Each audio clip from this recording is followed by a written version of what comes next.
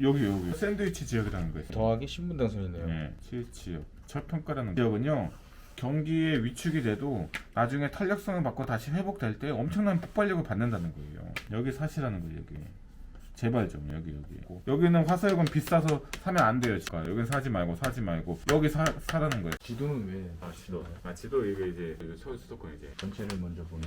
그래서 항상 전체를 봐야 돼요. 전체를 안 본다? 그러면 그냥 일단 망한 거야. 그렇게 생각해요. 뭐든지. 이 서울 수도권 전체를 보면 되게 재밌어요. 각 지역별로 각 특성이 있고 장단점이 있고 각 교통망도 있고 개발 호재도 있고요. 그리고 그 지역만의 특성도 있고 그 지역의 특성을 알아간다. 임장한다고 하면 뭔가 이게 고리타분한데 내가 맛집에 놀러 간다. 그 지역에 임장 갈 때 뭐가 맛있지? 이 동네는 어떻게 아파트가 이렇게 맛집처럼 생겼지? 그 아파트들이 막 신축 구축들이 막 질비해 있고 그 사이에 또 빌라촌들이 막 있고 막 재개발 재건축으로 뭐 묶여 있고 그 사이에 식당이 보이고 와 저 식당은 뭐 한 20년 된 식당인가? 와 저기 맛있겠다. 맛집 탐방도 하고 그다음에 그 지역에는 편의점 가서 음료수도 한번 사 먹어보고 그럼 다 그런 것들이 입체적으로 다 다가오니까 나중에 그 지역을 보면은 다 머릿속으로 그려진다는 거예요. 그거를 이제 한 번, 두 번, 10번, 100번 하다 보면요 한 1년이면 이 서울 수도권 이 지도가 없어도 머릿속에 다 눈 감고도 운전을 할 수 있다는. 안전운전하세요? 예.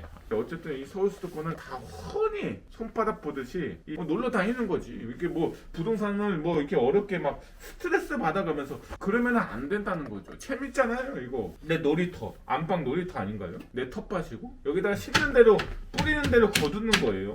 심지를 안 하는데 어떻게 거두나요? 저 근데 여기저기 다 심어놨죠. 그러니까 그게 돈나무가 다 만들어져서 무럭무럭 자라나서 하나씩 열매를 메어주니까 아주 얼마나 그냥 지금 어려운 부동산 경기가 침체가 돼도 전혀 흔들림이 없다는 거예요. 뭐 아무런 걱정이 없다는 거예요. 네? 그럼 한번 해볼게요. 서울 수도권을 딱 쪼개면요 한강 이북하고요 한강 이남이 나뉘게 됩니다. 이 전체를 보실 수 있는 그림을 그려내실 줄 아셔야 돼요. 봐봐요. 서울 수도권 이렇게 보신 적 거의 없으시죠? 자기가 사는 동네 자기가 다니고 있는 직장만 보다 보니까 서울 수도권을 이렇게 전체적으로 보시는 분들이 많지 않더라고요. 항상 전체를 이렇게 보실 줄 아셔야 돼요. 그래서 이렇게 딱 한강을 딱 무슨 모양으로 되어 있나요? W 모양으로 되어 있죠? 네. 되게 신기합니다. 그래서 이 W 모양 중에서 한강 이북, 한강 이남 이렇게 되어 있는데 한강 이북이 굉장히 저평가되어 있다가 굉장히 이번 정권에서 엄청난 폭발력을 받고 많이 올랐죠. 그리고 한강 이북과 한강 이남의 교통망, 이런 상권, 지리적인 특성 이런 게 엄청나게 많이 달라요. 이 한강 이남은 뭔가 계획도시처럼 처음 개발 시기부터 해서 도로나 이런 게 주거 환경이나 많이 크고 넓고 좀 상대적으로 좀 살기가 편하죠. 그래서 한강 이남을 좋아하시는 분도 있고 한강 이북을 좋아하시는 분들도 있어요. 근데 이제 정확히 말씀드리면 한강 이남 쪽이 더 개발 가능성이 매우 높고요. 일단 확장 가능성도 높고요. 왜냐면 이쪽 자꾸 아래쪽으로 많이 이렇게 확장이 되죠. 다른 지방하고 연결이 한강 이북하고 연결돼 있어서 이렇게 아래쪽으로 뻗어나가는 게 아니라 우리나라는 어쩔 수 없이 한강 이남 쪽 중심으로 각 지역, 지방 쪽을 다 뻗어나가고 있다 보니까 그래서 한강 이북의 가치보다는 한강 이남의 가치가 원래 조금 더 좋습니다. 그래서 부동산 투자를 할 때 한강 이남을 더 많이 사두면 사둘수록 더 좋다고 말씀드릴 수가 있습니다. 제가 비중 자체도 한강 이남에 거의 90% 넘게 쏠려 있어요. 그러면 이제 서울 수도권에서 가장 이제 핵심 지역을 한번 바라볼게요. 핵심 지역이 어디냐? 강남권. 문재인 정권 전에는 이 강남구만 되게 엄청나게 핫했어요. 강남구. 그리고 강남구만 투자를 해왔었죠. 부자들은. 강남구를 벗어나지 않았어요. 부동산 투자를 하려면 강남에다가 투자해야 된다. 약간 이런 말밖에 없었어요. 다른 지역을 투자한다? 약간 좀 그랬었죠. 근데 이제 문재인 정권 들어서서 강남이 많이 폭등을 하죠. 그러니까 이제 서초구도 같이 폭등을 하고 잠실도 많이 폭등을 하게 되죠. 이 강남 3구라고 하죠. 서초구, 강남구, 송파구. 그 다음에 강남 4구까지 이렇게 확장이 되는 게 강동구. 그래서 여기가 핵심이 돼요. 그 다음에 여기 여의도도 엄청나게 핵심 지역이죠. 여의도. 그 다음에 또 어디? 마용성이라고 하죠. 마포. 그 다음에 용산. 그 다음에 성동구. 그 다음에 광진구까지. 한강을 끼고 있는 데가 굉장히 핵심 지역이라는 거예요. 그 다음에 또 어디가 핵심이냐? 목동도 굉장히 핵심이죠. 그 다음에 여기 어디예요? 마곡. 한강을 끼고 있는 데가 거의 다 핵심, 중심부가 있다는 거죠. 그 다음에 내륙에서 어디가 또 핵심이에요? 판교가 있죠. 또 분당도 핵심이죠. 분당은 어떻게 생각해요? 이렇게 돼 있죠. 달걀 모양처럼 돼 있죠. 판교가 그래서 핵심인 거예요. 판교. 그 다음에 과천.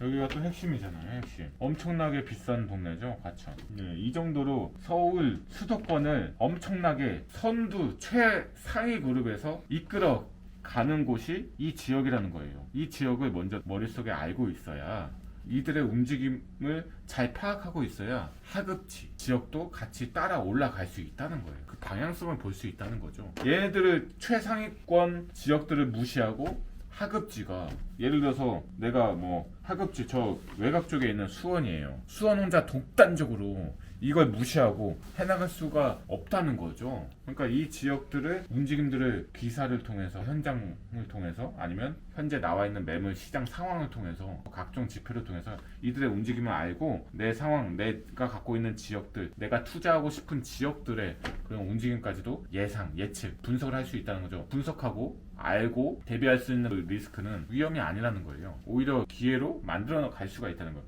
그러니까 기회로 만들자는 거예요. 지금. 그러니까 알아야 된다는 거죠. 그러면 핵심 지역을 이렇게 표기를 했어요. 한강변, 각 지역, 이게 간단하게 핵심 지역을 이렇게 표기를 했는데요. 그럼 어디를 사야 될까요? 이 가까운 지역을 사면 되는 거예요. 이 핵심 지역하고 가까운. 근데 또 광교도 있겠네요. 요즘에 광교도 비싸니까. 어디를 사야 될까? 한번 보자는 거예요. 안 봐도 비디오. 여기가 굉장히 저평가되어 있을 것 같지 않나요? 여기? 샌드위치 지역이에요. 네. 샌드위치 지역을 찾아라. 명칭 알려줬죠? 샌드위치 지역이 어디냐? 찾아보라는 거예요. 거기가 저평가되어 있는 지역, 투자할 수 있는 좋은 지역이라는 겁니다. 왜? 위쪽 비싸요, 그죠? 네. 위에 송파니까. 여기 성남의 구성남이라고 하죠. 이 구성남의 밑에는 판교하고 분당. 비싸죠? 네. 비싸고, 여기는 싸고 비싸고, 이 원리가 통한다는 거예요. 비싸고 싸고. 그러니까 샌드위치로 사이에 위치해 있죠. 위쪽 아래쪽이 다 비싼 거예요. 해당 지역만 저평가로 싸고, 그래서 여기가 저평가라는 거예요. 저평가. 그러니까 전체를 보니까 딱 발견할 수 있죠. 여기가 싸네. 아, 저평가돼 있네. 그래서 내가 사고자 하는 그 주변 입지가 비싼 지역이 더 좋다는 거예요. 그래야 여기에 껴있으니까 같이 따라서 미친듯이. 그래서 성남이 최근에 엄청나게 작년, 재작년도에 폭발력을 갖고 미친듯이 올랐죠. 이런 지역을 또 찾으라는 거예요. 어디가 있을까? 여기도 있었죠. 네. 예. 근데 여기도 이미 이제 또 많이 올랐죠. 또 어디가 있을까요? 여기 요즘에 또 화서역이 굉장히 비싸졌어요. 수원도 비싸졌어요. 그리고 여기 금정 이쪽 라인, 이 번개 이쪽도 많이 비싸졌어요. 그러면은 어디가 남았나요? 여기. 예, 장안구. 여기가 투자해볼 만한 곳이라는 거예요. 여기가 나중에 이렇게 광교 중앙역에서 예, 이렇게 생기죠. 네. 여기 이렇게 생기잖아요. 네. 그러면은 여기 샌드위치 지역이라는 거예요. 더하기 신분당선이네요. 네, 지역 저평가라는 거예요. 지금 현재 시점에서 여기를 사라는 거예요. 1월입니다. 현재 시점 저평가 지역은요, 경기에 위축이 돼도 나중에 탄력성을 받고 다시 회복될 때 엄청난 폭발력을 받는다는 거예요. 여기 사시라는 거예요. 여기 제발 좀 여기. 그래서 유튜브도 찍었잖아요. 여기 제발 사시라고. 여기는 화서역은 비싸서 사면 안 돼요. 지금 너무 비싸요. 고평가돼 있다는 거예요. 고평가. 여긴 사지 말고 여기 사라는 거예요. 수원에. 그리고 여기도 뭐 투자할 만한 가치가 있죠. 여기 군포. 성균관대. 그래서 성균관대가 많이 요즘에 뜬 거예요. 왜? 주변이 너무 비싸지니까 성균관대, 의왕, 당정, 군포도 간접 영향권에 의해서 올라갔다는 거죠. 근데 또 넓게 보면 여기가 비싸고 여기가 싼 거. 샌드위치도 샌드위치. 여기가 또 된다는 거예요. 아, 전체를 보니까 샌드위치 지역 어딘지 다 보이죠? 그리고 예전에 광명이 많이 올랐죠. 광명 오를 수밖에 없는 지리적으로 갖고 있는 거예요. 왜? 봐봐요. 광명의 입장에서 볼게요. 광명이죠, 여기가. 네, 광명이에요. 광명 주변이 다 친구들이 다 비싸. 봐봐. 얘는 샌드위치보다는 주변이 다 비싼 놈이에요. 주변이 비싸고. 그러니까 얘만 싼 거였어요. 예전에.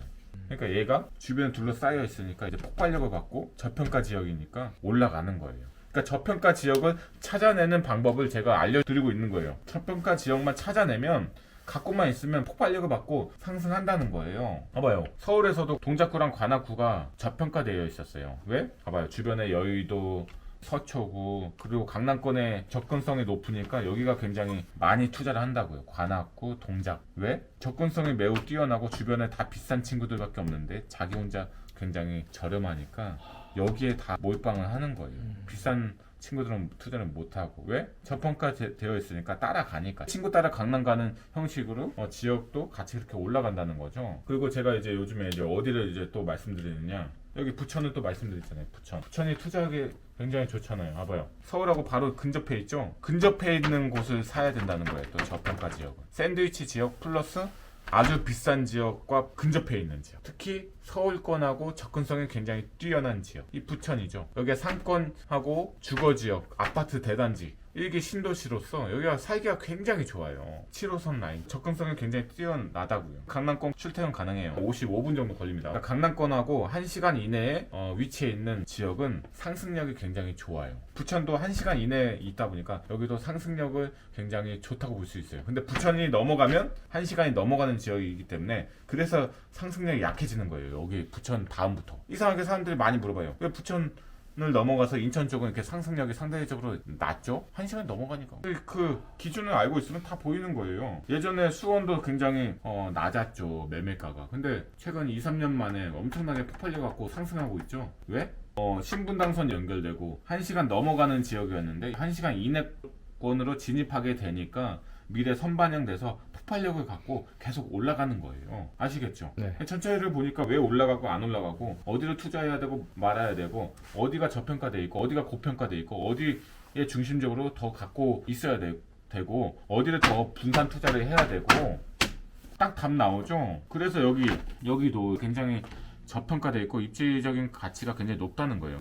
왜? 오히려 여기 주변 일대가 다 비싸지는데 여기 중랑구 쪽은 굉장히 또 상대적으로 저가였다는 거죠. 근데 굉장히 또 많이 상승하고 있죠. 저평가였기 때문에 많이 폭등을 한 거죠. 접근성이 굉장히 뛰어난데요. 주요 서울 입지로 굉장히 가까워요. 근데 산에 둘러싸여 있어서, 그리고 빌라촌들이 많아서 굉장히 매매가 상승률 자체가 낮았던 지역이에요. 그래서 이런 데 지역들이 아직도 개발을 계속 해나가고 있는 이유가, 입지는 좋은데 저평가되어 있기 때문에 앞으로 상승 가치가 굉장히 또 높다는 거예요. 창동, 노원 이쪽도 많이 이제 폭등을 했죠. 외곽 쪽인데도 많이 폭등을 했어요.